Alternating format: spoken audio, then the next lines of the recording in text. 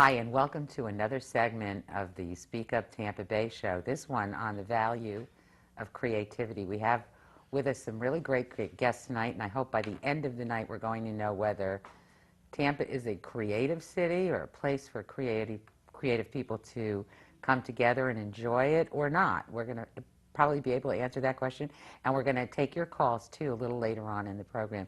First, I'd like to welcome Deane Roberts, who is the chair of the Greater Tampa Chamber of Commerce this year and is also the president of Roberts Communications. And Ben Eason, who's the publisher of Weekly Planet and also a board member of Speak Up Tampa Bay. And James Moore, an ex-board member of Speak Up Tampa Bay and a community design principal with HDR Inc. and an architect. All right. Well, welcome. We were going to talk about creativity today, and I think Deane got us going because she's doing something very shortly. Yes. The Chamber of Commerce and a number of other business and arts organizations in the community are bringing the author of a new book called The Rise of the Creative Class to Tampa this Friday at 8 o'clock at the Performing Arts Center. 8 o'clock a.m. In the morning, yes. Creative people don't wake up at 8 o'clock. Well, that's true. We've got to drag everybody out. Okay. The thesis of this book is very interesting, and it's why we decided from an economic development standpoint to bring him here. Architecture and design, like James, journalism, advertising, I'm in the advertising business. All these are very creative professions. These are knowledge workers. These are people who think for a living and have ideas. So if you provide a place where they want to live, companies will follow them, venture capital will follow them. And the key to finding a place where they want to live, you've got to have a great arts, great entertainment areas, highly diversified community, very, very tolerant of other people. So tolerant of every kind of people, nationality, sexual orientation, age, etc. So we've been thinking that we could do a better job in the Tampa Bay area of improving our creativity and therefore our attractiveness to this creative class. So that's why we're bringing the author.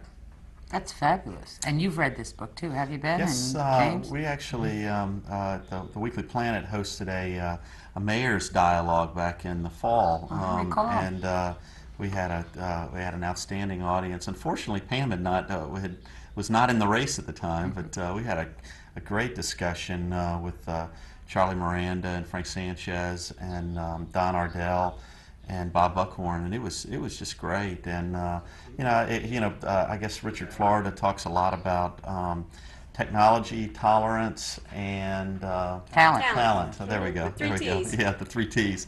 And it was interesting. I have to say, my favorite person in the race for these cultural creatives kinds of things was Don Ardell. Right. He just really did an outstanding job. He talked about that quite a lot, didn't he? Yeah, and he's great. And he talks a lot about wellness, which is to some extent it's all sort of tied into the same bundle. But he's talking about quality of life and how how a city should foster that kind of quality of life and make it the kind of place that folks really want to live here. And I think Richard Florida's ideas are outstanding. I'm thrilled, Deane, that you guys, the Chamber, have brought him in. The best I could do is sort of muster up a mayor's dialogue to talk about it. So, and I'm thrilled that Pam's reasonably open to these ideas. Pam is reading this book. As she told me last week, she was in the middle of it, so she was turned on to this. At the time.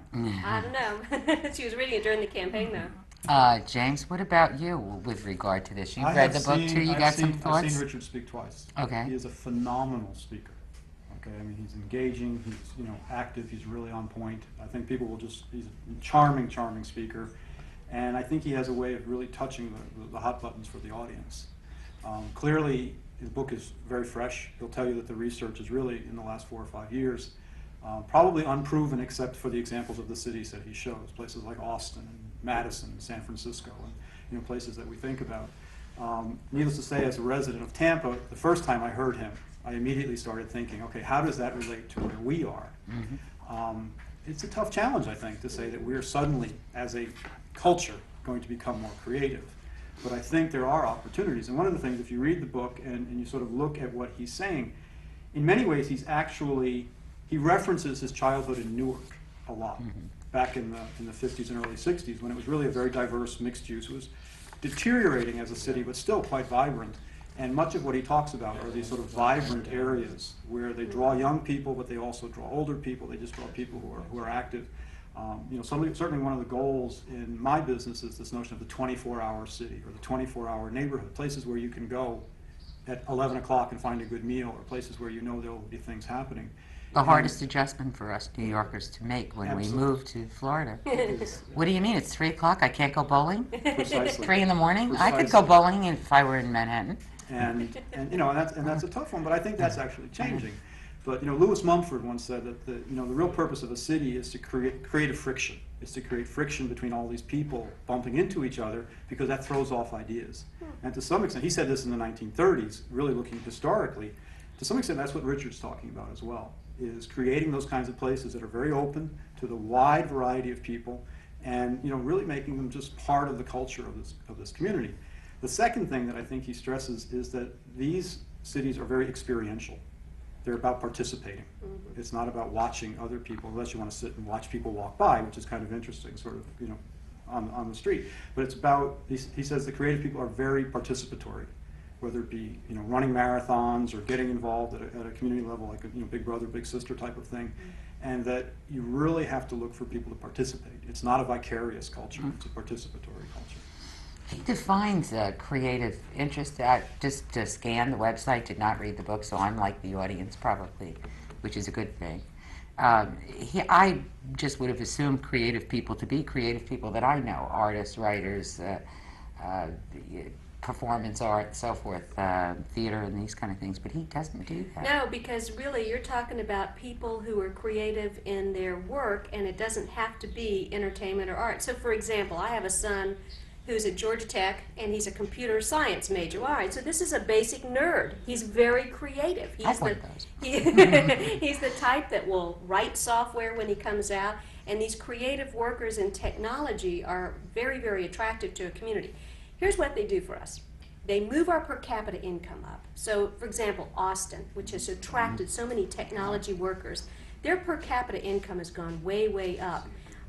If we were a place where we could attract more technology workers, I think we'd all benefit from that. It'd be a rising tide. Plus, as you're saying, we could bring our kids back here. Exactly. I want my kid to have a place to work in Tampa when he gets out of Georgia Tech. I mean, he'll probably end up in Atlanta or Seattle if we don't develop more of a tech market here. But they included also lawyers and accountants. Anybody who services the creative class. So all of the professionals who work for the creative class are considered part of the creative class.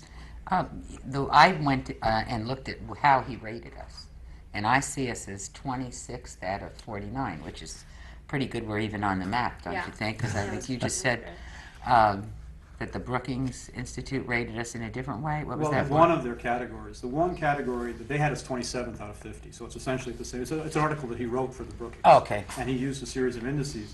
The one area that we fell down very badly is in the number of college graduates in our community. Oh, he got more specific in the book, or in that, than he did in this. Right. This was just rankings on high tech, innovation, and diversity. Mm-hmm. And combining those scores, we ranked as 26th, which put us below Kansas City and a whole host at Rochester, New York. Go figure. I just wonder about that. How did you receive these, or? Well, you know, I thought we did pretty well.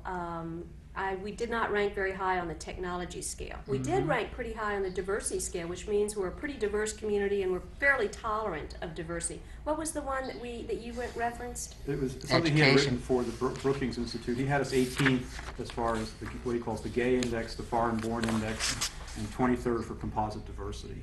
And then the four-year degrees were a little low. Well, see, now that makes sense, because if you think about, from an economic development standpoint, who we've recruited to this market over the past 10 years or so, we've recruited a lot of big companies out of New York, and they're looking for AA degrees. A lot of them were looking for a little lower level, and we had a very high preponderance of AA degrees in this region.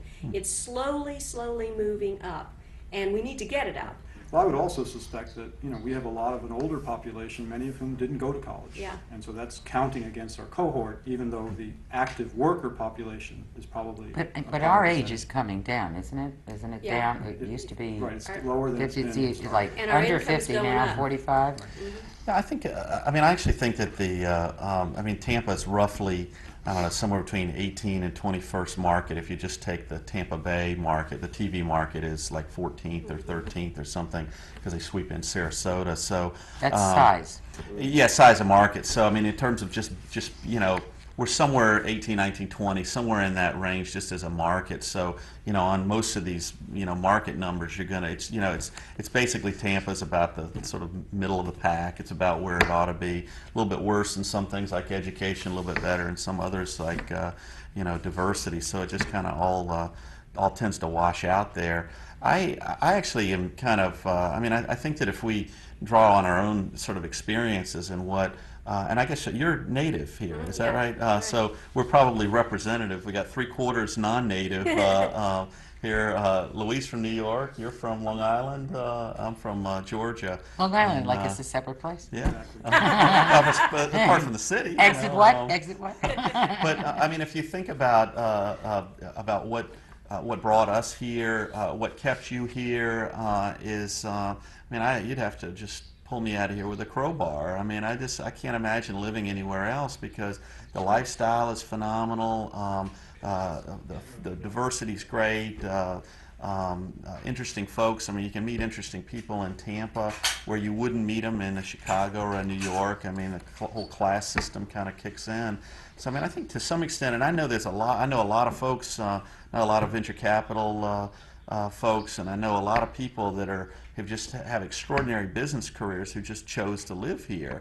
And I think that to some extent, when Richard Florida is talking about technology or anything, they're looking for folks that can incubate businesses or that can pull things together. And the thing that's frustrating to me, and this is goes back to the political leadership, or what I'm hoping that Pam's going to pick up on, and I would pray that the county commission would ever pick up on this, but some can, some can't. But is how do you take all these talented folks and bring them together? It's like there's almost no friction here because everybody retreats to their walls. And that's the perfect question for James. Right. Well, How do you do that from an architectural standpoint at the very least, and we'll talk about a business. And well, if you think of something like the city of Tampa, obviously we can annex additional lands in the sort of But we're northeast. doing this like wiggly thing Right, now. but the reality is that the bulk of the city is in a redevelopment mode. You have to create those places. When I first lived here, we lived at the end of Howard Avenue. This is back 1990, 1991. It was completely different then than it is now. And you're beginning to see this sort of place growing. It's where they have the coffee shops. It's where you can go. Right. Things are happening. And a great city needs dozens and dozens of those places like that, where you can say, let's just drive down and see what's happening. A lot of times they are associated with universities.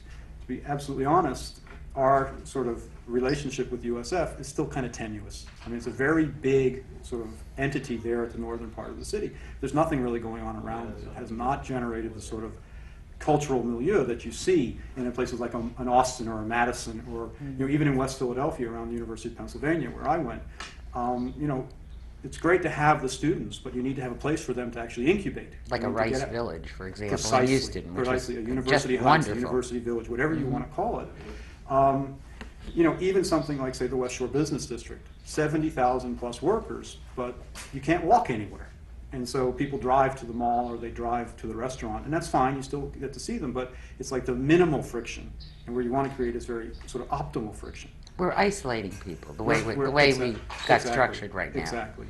So And- from that standpoint, what would we do with these places? Would we just go create new ones or try to do with what we have now and I think the opportunities are in finding some of these older places, the Seminole Heights, Tampa Heights, my home? West Tampa. There are opportunities. You may only see 2 blocks, but there are places where, and it doesn't necessarily have to all be by gentrification. That's a powerful weapon, and people often say, well, it's kind of, it's sort of snob appeal type of thing. But basically what you need is an influx of capital, and it has to come from somewhere. One of the interesting things that he touches on, but it's very, very true, people are getting married much later than they used to. professionals are often established before they get married, certainly before they have children. So they have access to money that they can direct towards things. I mean, he mentions it in his issue of the Gay Index, that these are people who often can put money back into their communities, whether it be fixing a house or getting involved in something that, say, a family with 2 children would just be focusing on the children.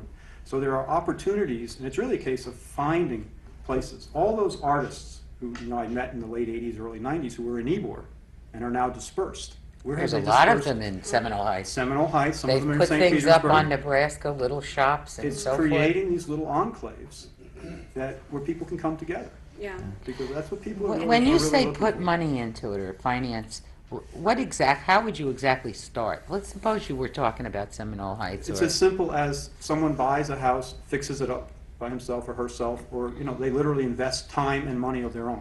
$10,000, $15,000 to take a house that might be run down and to make it nicer. You get 30 or 40 people doing that, and you'll see spontaneous redevelopment in a neighborhood. It could be as simple as, for example, dealing with a traffic issue that makes people a little nervous about a neighborhood. Right. Providing something like on-street parking or streetscaping so that people say the city's committed and we want to get involved as well. Viva La I'm Frida impressed with opened it that. up. Yeah, Viva La Frida, or that section of Hillsborough Avenue. Right. There's a section there now that is very welcoming. Right. And Yeah, but I think the great example right now is Channelside, because you're Sure. starting to see lofts Right. go in there. You're seeing a lot of the artists went to Channelside. Right. These are warehouses that are being fixed up. And what Richard Florida says is that creative people like authenticity. They Right. don't want to Right. go That's exactly to right. some suburb. They don't want to go to Celebration. They don't Right. want a Disney-esque Too thing. artificial. It's too artificial. Right. So they love older areas that are being redeveloped with those old buildings that have the great old architecture and And one of the streetscapes. ironies, he talks a lot about Newark and Pittsburgh because that's where he's lived. right. They've got a lot of old stuff. Tampa That's doesn't true. really have a lot of old stuff. I mean, it's a little harder because until the 50s it was 100,000 people.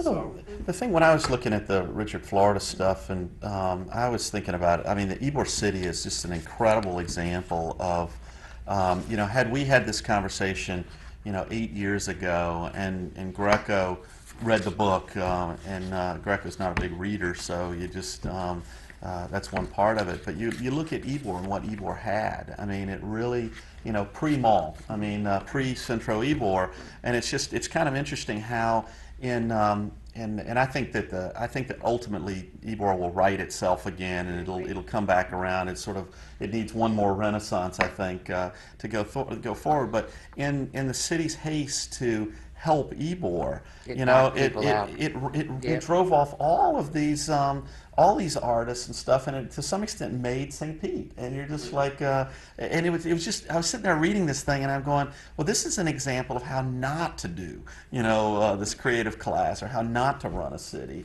You're trying to get all these little feelers out with you want all the weirdos, you want everybody, and you want to love weirdos, not put a camera down in Ybor and put them under a microscope, and then bring a brand new mall in there and make it safe for somebody. I mean, it's just. Well, it's too cost prohibitive for very- a lot of the artists. Very, very costly, but I think another example where the city, I think, did an excellent job is when they took the little Main Street on Davis Islands.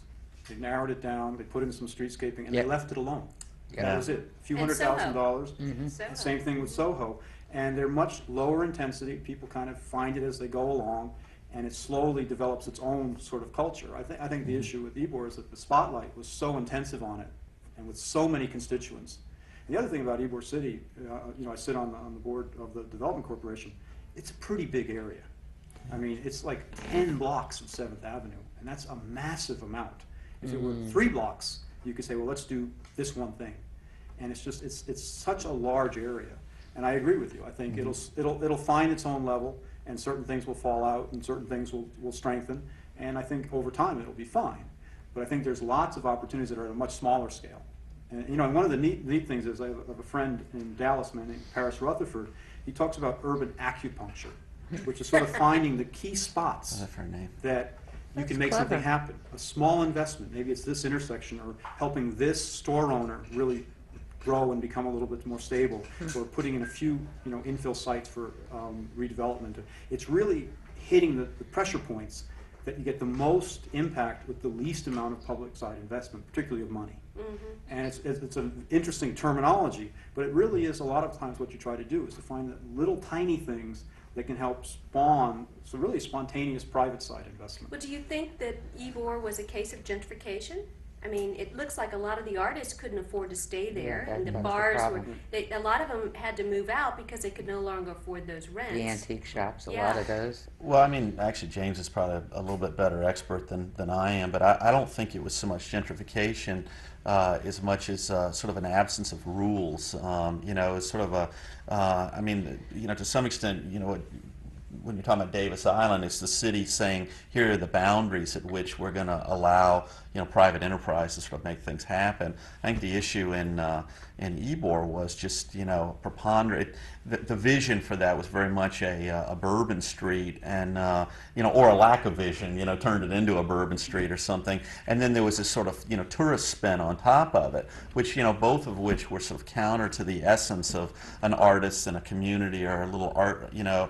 And it was a whole bunch of different things. So actually, I just don't think it's so much gentrification, because I think that, you know, you sit there thinking the only new things that have gone into Ybor really in the last 50 years have been Frankie's Patio, which is now out of business, and Centro Ybor. I don't think there's anything else that is been built new. There's a few things sort of Well, no, on I mean, project. Clubs the, are- the Camden Apartments have been built new. I'm sorry, right. on The 7th hotels, Avenue. I'm thinking Holiday. I'm thinking about on 7th Yeah. Avenue, which is.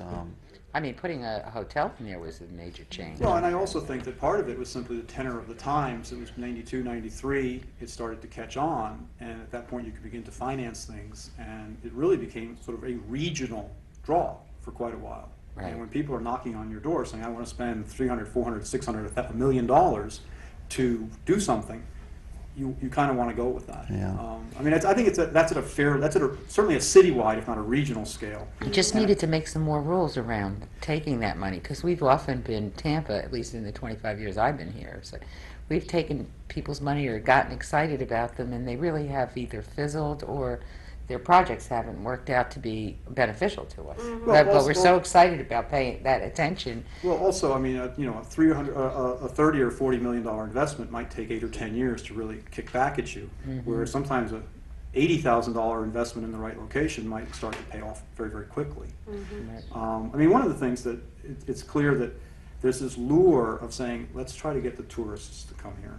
And I always think of it as a fairly deceptive lure, because the reality is if you can create a community that the people who are there simply think is a great place, the Everybody tourists will will show come, up. right. Yeah. Okay, so chasing them, They will is, come. you know, Build that's a that Las field. Vegas or that's an Orlando, and I certainly don't think Tampa wants either of those.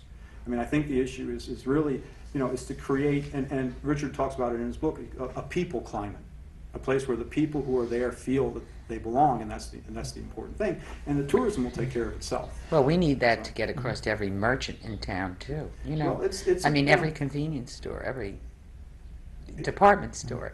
There's so many places that I think the majority of us don't feel welcome. You know, there's no, the service is not there. You can have, I just see it spread all the way through as a marketing person, a PR person, who could stand there's 9 people on a line at the grocery store or at the department store, and they don't think of opening another one. It's, why would you want me to wait? Why would you want my temper to get up? Why wouldn't you open that the minute you saw 2 or 3 I'm not people going to waiting? mess with your temper. Yeah, yeah, I'm curious. but if- it's fast. It's Italian and it's fast. I you know. wanted to go back to the comment that you were talking about, you know, in terms of these urban villages, the Rice Village in Right. Houston, that kind of thing, and you know, go to Richard Florida's ideas about downtown, and you know, you think about, you know, a downtown, and you know, your concept of friction, urban friction, and I'm like, you know, our downtown can't support a McDonald's, and it's. And then I think about, I guess Carlton Fields moved out of, at least they were in Harbor Island, so you could kind of call that quasi-downtown. And when a major law firm moves to West Shore, I mean, you think about, you know, you think about the creative class. It's that you run into people on downtown street. You know, there's all this interaction. I can't tell you how many business deals are conducted by people bumping into one another. I mean, that's just a part of it. But now you go, and I mean, I guess you're out in West Shore, and you were telling me about having to drive. Right. I had my office out there for 10 years. He's right. No, You literally, can't. you will drive to a place you Yeah. can see because you're crossing 7, 8, 9 lanes of fast-moving That's traffic, and you're just not going to take that risk. Well, you know, I think the Downtown Partnership, the Tampa Downtown Partnership, is one of the sponsors of this seminar on Right. Friday because they recognize the value of his ideas to developing a downtown. And I want to come back to something James said because it's really important, and I think that's what will make downtown go. You have to have experiential things. So, for example, he talks about a lot of arts offerings, but he's not just talking about having a world-class art or A a sculpture or performing something. arts center like we do. We have a world-class one. But, you know, there's a show here, there's a show there, there's an opera, etc. You should be able to walk out on the street any night and see entertainment, sit down, grab an instrument, play in yourself, you know, and you can do that in towns like Seattle and Austin. They're very art and musically inclined. Memphis, highly creative town. Atlanta's Centennial Park. I was there this weekend and luckily had a view of Centennial Park from the Omni, from the CNN Center. And yesterday took a walk around there, and on Sundays they play music, and the fountains are choreographed according They to the dance what. to the movie. Well, but I want you to know that there were plenty of security and police in their short pants and little bicycles around. But children were running in and out of the water. There were all sorts of people, and diverse. Very diverse group of people there. And we just sat there for an hour and just listened to this music and watched the choreograph and all the people around and so forth. And I kept thinking, that's what we should have done with Franklin Street. And that was Yeah. experiential because the people could have gone right on there if they wanted to. Exactly. It's not It was- walking into a hall and buying No. a ticket and sitting down and waiting for the curtain to rise. It's being able to just go out into a park But and see things. And what amazed me is all the park benches didn't have dividers in them so somebody couldn't fall asleep in them if they needed to. Which I've always been sort of angry about. Why do you do that? Well, because homeless people said, well, if they need to sleep there, why don't you just throw a mattress under it? But, we're not friendly about any of that. And they certainly do have their hands full of panhandlers around that are constantly bugging you. But they're very polite. Well, one of the things about panhandlers is they tend to go to places that no one claims, and no one really claims downtown Tampa. I mean, if you're there during the day, there's a lot of people, you can do things, but then it sort of clears out. And clearly, the opportunity to put some urban housing in. I mean, in many ways, the definition of urban that I use is, can I survive, can I live there without recourse to an automobile? Okay? Right, that's true. And we kind of fail that test. Yeah. And realistically, any great city needs neighborhoods and districts where you can do that. We talk about light rail, but if light rail isn't attached to creating these kinds of districts, then what's the impetus to use it? I mean, Yeah, you need light to create a rail way needs to be function, later. but you need to create the beginning of an area where you can function. And if it turns out it's downtown and Harbor Island and one or two other, that's fine, that's a start. And then people will make the choice. You know, I can live in a tower 4 miles down Bay Shore, or I can live in a tower right downtown, a block from the Performing Arts Center, a block from the river. I have that choice. I mean, that's really the issue, is creating increasing diversity of choices about where to live, how we want to live. I mean, the fact that they're building lofts in the Channel District is kind of neat. Typically, lofts are the things you find and you convert. But clearly there's a demand, and since we don't have them historically, they're building them. They're converting some, they're building some others. Right. They're doing that on Howard too, aren't they? Didn't they build some lofts I on think Howard that- as yes. well? I mean, and so what you're beginning to Several see is the beginning of some different districts that cater to the diversity of the people who live here. I mean, an interesting statistic, and I don't know if he mentions it, but in 1960, 49.8% of the households in the United States were mom, dad with kids under the age of 18. Right now, it's 23.5%. The single largest demographic is single adults living alone. 26% of the households in America are single adults living alone. And then the next one, at just under 25%, is 2 adults living together with no children. So 50% of the population is adults with all the spending power And child-free. and without the children, either because they've never had them or because they're empty nesters or they're planning to have them but it's in the future. That's a very different city than one that is predominantly about mom, dad, and the nuclear family. That's a suburb. I mean, that's why suburbia came into being. Well, it's transitioning.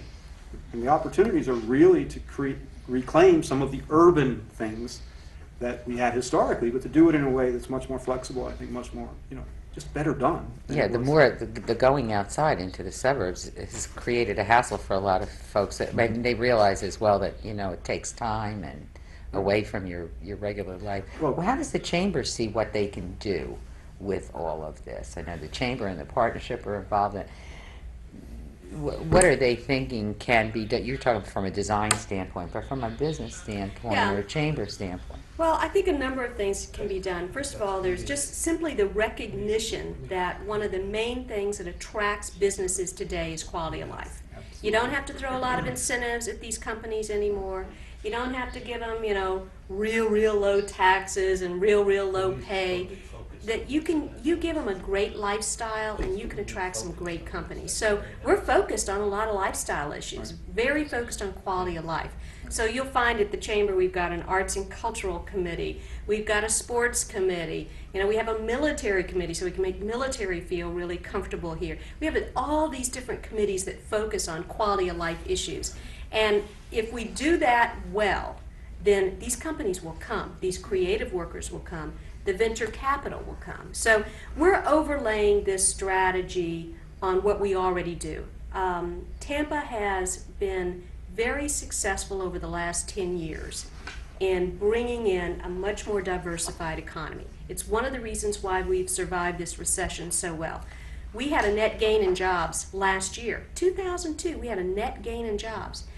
Places like Chicago were losing 60,000 jobs. Of course, New York lost an awful lot. 9/11 contributed to that. Atlanta's had a tremendous job loss.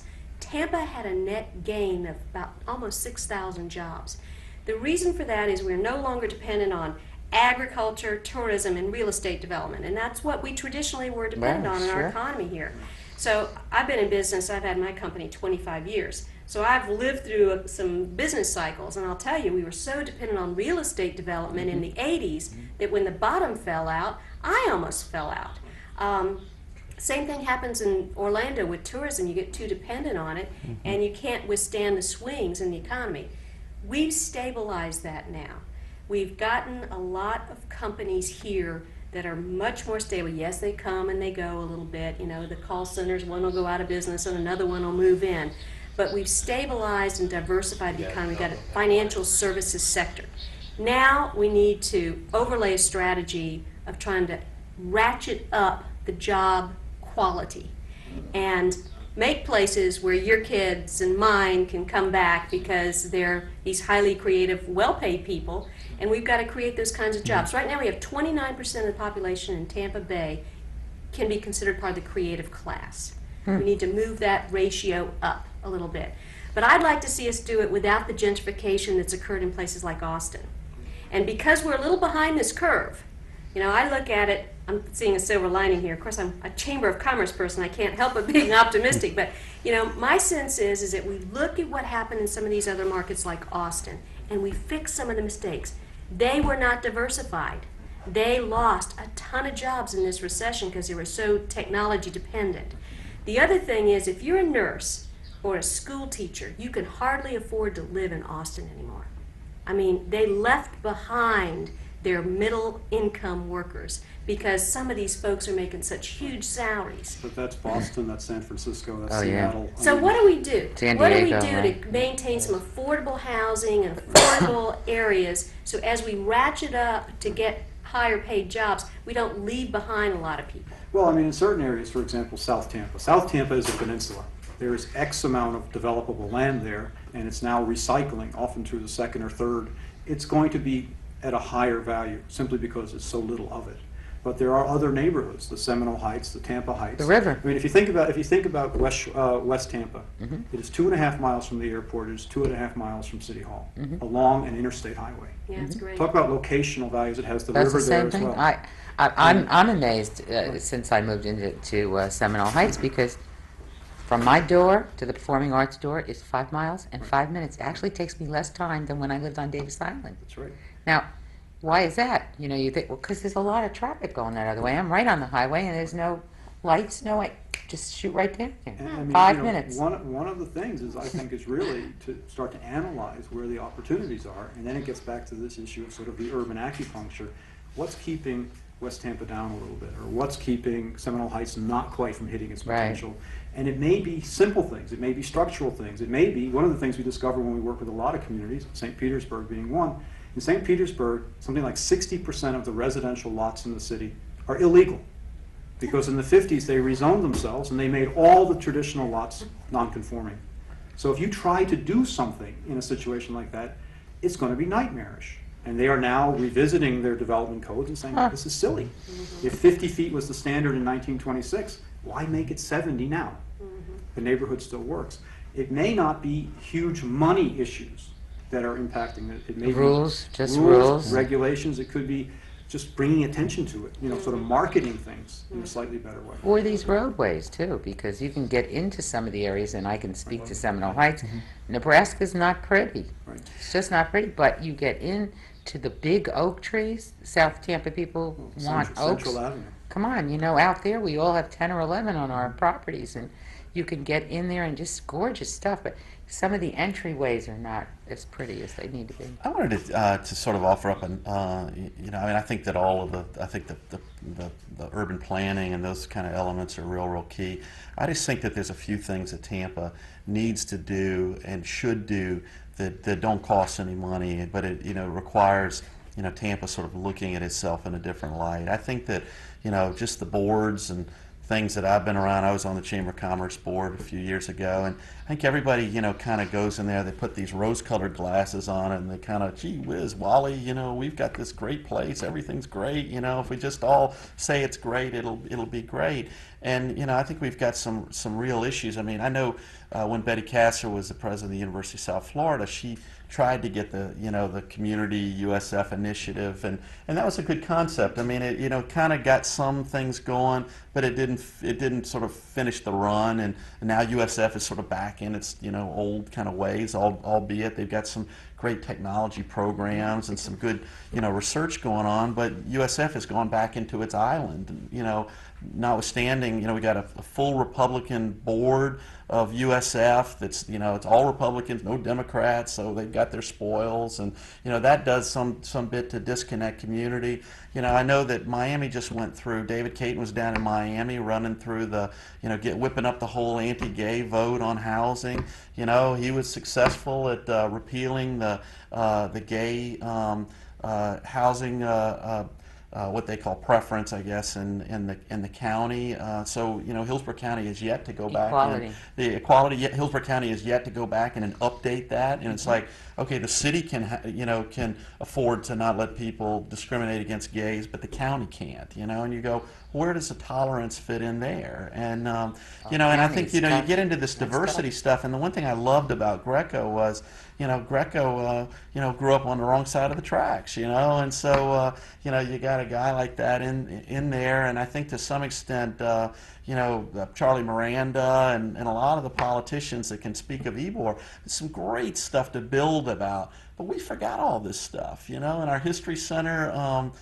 Pat Reardon, before he passed away, I was talking to him about the History Center, and he goes, God, we used to have anarchists and communists and socialists and, and all this stuff in Ybor City. And I'm going, man, now that's, that sounds like a cultural, creative kind of place. Yeah. A lot of people arguing about ideas, sort of half of them crazy, but that's okay. But they're arguing about ideas. But I think to some extent we don't want to go there, and it's just, I think if people could be willing to, engage with one another and not worry about this or that, and that's what I'd like to see a gaminess that that leadership in Tampa doesn't sort of run for cover on. I mean, public access, not to weave that totally into it. It's just Why not? Good God, what the hell is Charlie Perkins going to do to anybody in this town, And everybody thinks that, he's gone out with a machine gun and mowed down a bus full of kids or something. Not only that, wouldn't it have been interesting if our community had embraced us creative types that decided to take over the channel to try to change it and improve it and help it and make it more of a community resource instead of criticize it. That's the thing. We were asked to come up here and take this channel over. We turned it down 3 or 4 times, said we don't want anything to do with that.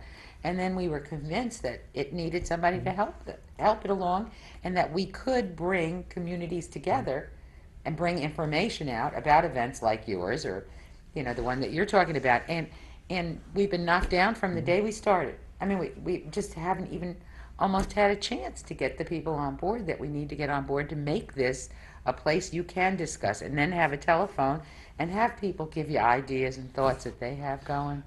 I was going to say, not to go back, but Greco ducked the gay ordinance. What's going on in the county, and he said, "Oh, that's not a city issue. I can't talk about that." I'm going, what would have got for him to just stand up and say, "I think it's wrong."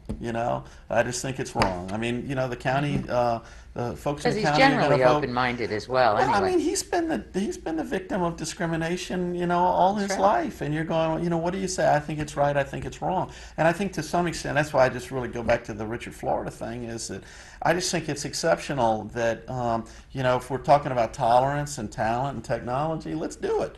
I mean, let's not talk about it, and let's just sort of lock arms and do it. And I think that's what. Well, I think with your running, this is a new tack for the chamber, isn't it? This is not your father's chamber.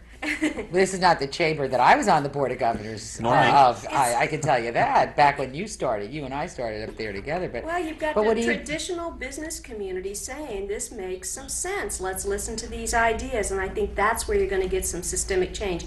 We're co-sponsoring this, by the way. Let me give all the groups, because it's really amazing to think that we're all on the same page. So it's the Greater Tampa Chamber of Commerce, the Tampa Bay Partnership, so that's a regional business organization, Tampa Bay Technology Forum. These are the folks who used to hate the chamber because they were high-tech and they thought they were excluded. You got the Hillsborough County Arts Council, Pinellas County Arts Council, the Florida High Tech Corridor, and the Tampa Downtown Partnership, and the Performing Arts Center. Look at that integration. Now look at what else you got. You got the Speak Up Tampa Bay Public Access that's Channel. Right, that's right. That's definitely willing to go on record as being one of your sponsors, because here it is. Yeah, well, I think you're right. If you've got to walk the walk too. And I was asked by a journalist about the gay index, and I said, it's a sentinel. If a community is tolerant of gays, they're going to be tolerant of most anybody. And so why not use that as your indices of how tolerant you are? Mm-hmm.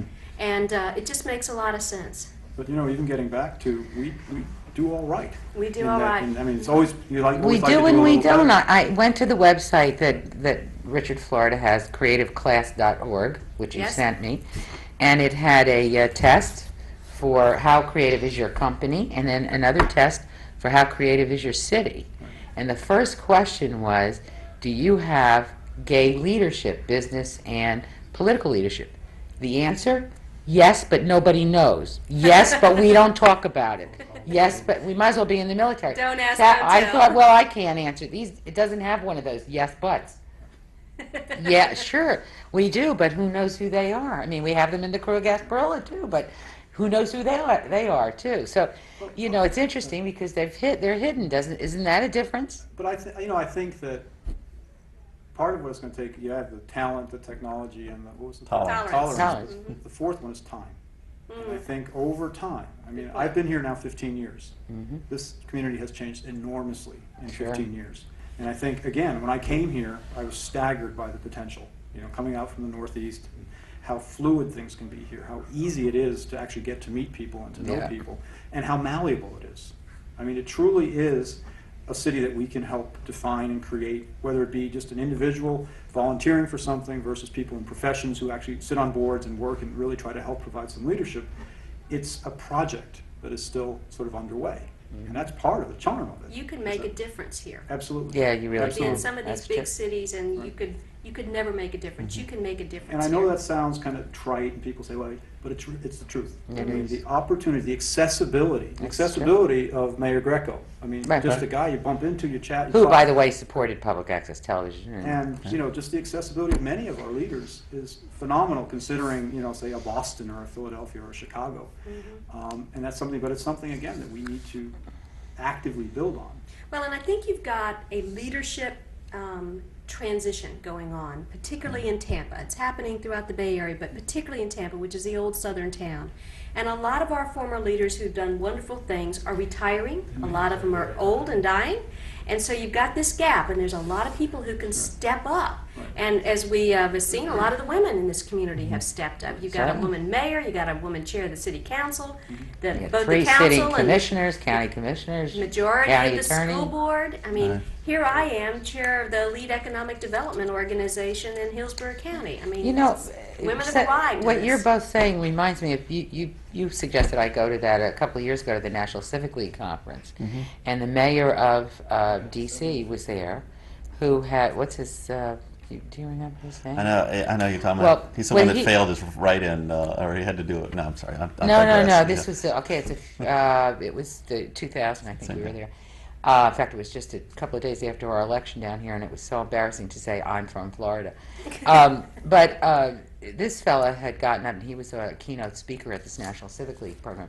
And what he had done when he became mayor was to ask the entire Washington, D.C. area if they'd like to come to a meeting and tell them what they wanted, what he wanted, you know, what they wanted, and he would then write his budget accordingly. And everybody made jokes about how silly this was, and something like a couple of thousand people showed up. And then he drafted what they said they wanted. And he put that in the newspaper, and he said, okay, we're having another meeting, and something like 10,000 people showed up. And what he eventually did is they made a plan that people would like. For example, he gave an example of people said they want X number of more of trees. Right. And do you know this whole thing? He did. There's She more than made just, there's many places that are starting to This do it was that way. fabulous. And then what he did is all the job descriptions were written in the city to match what the citizens wanted. That's fantastic. It was incredible. And then the citizens took responsibility for, let's say, 10% of the trees, so the trees that they wanted in. So their beautification program or so forth, the citizens said, well, we'll do 10%. Would you do, we want, 10,000 trees. We'll do 1,000. Would you do 9? And then they split that up among golf courses and this, and who was in charge of parks and recreation. Wouldn't it be nice to ask everybody what they think would make a diverse, tolerant, wonderful city? Including children. Including You the have to children. ask children. They're the best, aren't they? 'Cause Well, they tell one, the they're an truth. incredible indicator. One, they tell the truth. Two, Yeah. they know exactly what they want. Yeah. But 3, they're tomorrow's leaders. That's and true. You want them to stay here. So, What are the steps that I'm going to ask all of you this? What do you think the steps are that we need to take to get ourselves in a position that we attract the creative class, the ones we can go? I mean, you mentioned go and get a house and fix it up and do that, and get an area together. And you've mentioned Well, I'll start by saying I'm not sure, because there's a, you don't want to, you want to do something that's very authentic to our community. So you build on the strengths that we've already got. You take the fact that we are a great climate with a lot of good outdoor recreation opportunities, and we need to build on that. Richard Florida is doing a big summit in May in Memphis, where he's inviting representatives from 100 different cities to come, and I'm going to go ahead and go. And at that summit, where you see all these different cities trying to figure out who's doing what right, how did you make that happen, you can do a lot of cross-pollinating. So I'm going to go to that, because I don't want this to be a one-day, 2-hour seminar, and then it's over and you sparked all this interest and people say, well, that was a nice idea, whatever happened to that? We want to create some sustainable, systemic changes. So I'm going to go ahead and see what these other community leaders are doing to make those changes. that's a great. I'm not sure yet. How about advice for us as the viewership? Viewers, just people watching us today.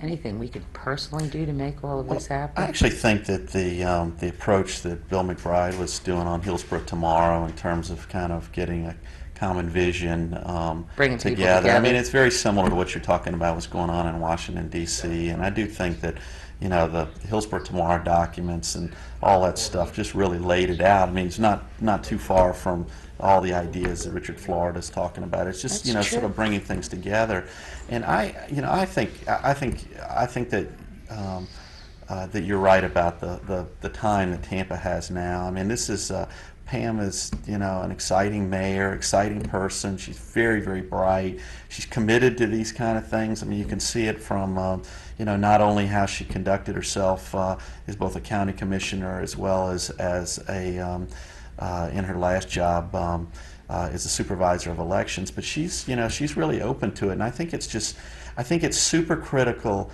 for somebody in one of these major power centers. You know, if you know.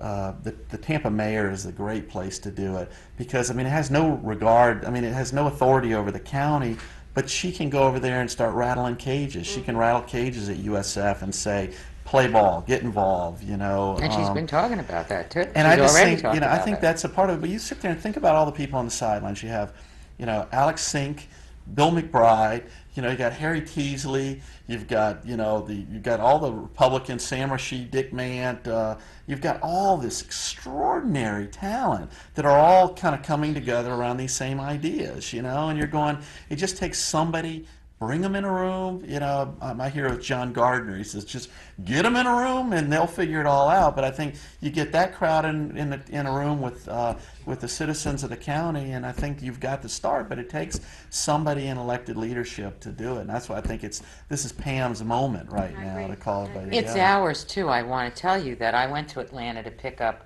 5, count them, That cut you off. 5 creative people, 5 awards from our very talented outreach department, and I just wanted to show them to you. You got Kathy DeTola, one of the people in our outreach department, did a program on elder care using the Department of Aging was their aging services.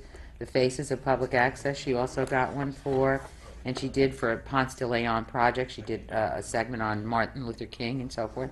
And then Brian Lacey did one on Racing Roundup, which a lot of the race car drivers are on, Gene Adler's show, and he did one on the Halloween fun at Lowry Park. And they were so creative and so well done that we got these awards, and that's creativity down here at Public Access Channel. I just want you to know that. We have about 30 seconds to wrap up and tell everybody. Tell them how to register for this event. To register for this event, you have to go to www.tampabay.org. Or And you it's can, right there on the banner. Okay. And it's right there on or you can do or call this phone number, and let's have that one again. I know it's going to be on. 878-2208. 813-878-2208. I really appreciate your tuning into our program, and I do hope you'll come back, and I do hope you will go on April 11th to see Richard, Florida, The Rise of the Creative Class. And thank you for tuning in.